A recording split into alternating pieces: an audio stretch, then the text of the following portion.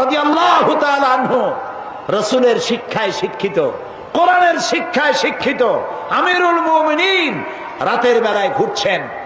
প্রজা পুঞ্জরা খাইয়ে আছে না না খেয়ে আছে, ইসলাম কারে কয়?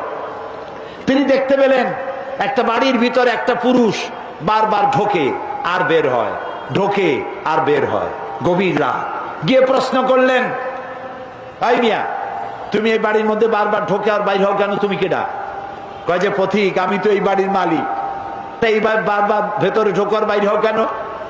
বলছে পথিক সে চেনে নাই আমিরুল মুমিনিনকে। বলছে আমার মতো বিপদে জীবনে কেউ পড়ে নাই। বলে কিরকম? আমার ঘরে আমার বউ আসন্ন প্রসবা, এখনই বাচ্চা হবে। আমার ঘরে কোনো পুরুষও নাই, আমি ছাড়া কোনো মেয়ে লোকও নাই। আর আমি এই বিষয় সম্পূর্ণ অনভিজ্ঞ, কিছুই জানি না। আমার স্ত্রীর কষ্ট, আমার জীবন বেরিয়ে যাচ্ছে, আমি কোনো সাহায্য করতে পারছি না। হযরত ওমর রাদিয়াল্লাহু তাআলা আনহু বলছেন, অপেক্ষা করো, দেখি আমি তোমার কোনো সাহায্য করতে পারি কিনা। গোটা পৃথিবীর অর্ধেকটা পৃথিবীর প্রেসিডেন্ট, খলিফাতুল মুসলিমিন, আমিরুল মুমিনিন দৌড় দিলেন। কিছুক্ষণ পরে একটি মেয়ে লোক নিয়ে আসলেন। বাড়িওয়ালাকে বললেন, এখানে দাঁড়াও। মেয়ে লোকটিকে ভিতরে ঢুকাই দিলেন। কিছুক্ষণ পরে সেই মেয়ে লোক এসে আমিরুল মুমিনিনকে ডেকে বললেন, আমিরুল মুমিনিন, এই বাড়ির মালিককে বলেন আল্লাহ তাকে একটি পুত্র সন্তান দান করেছেন। পুত্রটিও সুস্থ, তার মাও সুস্থ। বাড়িওয়ালা তো আমিরুল মুমিনিন নাম শুনিয়া পায়ের তলা থেকে মাটি খসে গেছে। হযরত ওমর আমার জন্য কষ্ট করছে, দৌড়াইছে, কি আশ্চর্য, আমার তো বেয়াদবি হয়ে গেছে।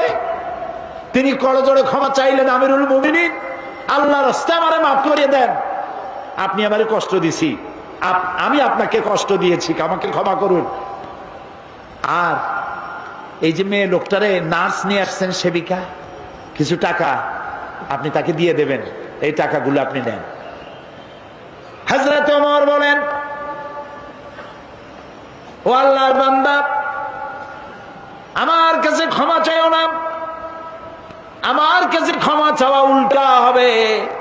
কারণ তুমি আমার এলাকার ভিতরে বসবাস করো, তোমার এই কষ্টের কথা তুমি জানাবার আগে আমি নিজেই জেনে যে খেদমত দিতে পারি নাই, এজন্য কিয়ামতের দিন ওমরকে আল্লাহর দরবারে তুমি আসামি বানাইও না।